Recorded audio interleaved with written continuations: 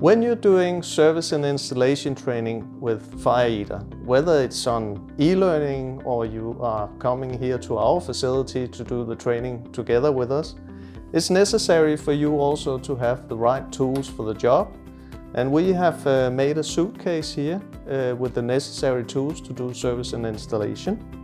And if you at some stage forget some of the things that you were trained, we also have this QR code here that you can scan, and then you can see some how-to videos of resetting an IVA valve and other necessary things.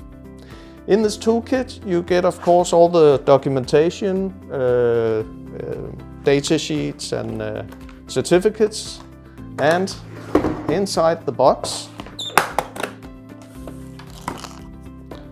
you have all the tools necessary to do your service and installation training.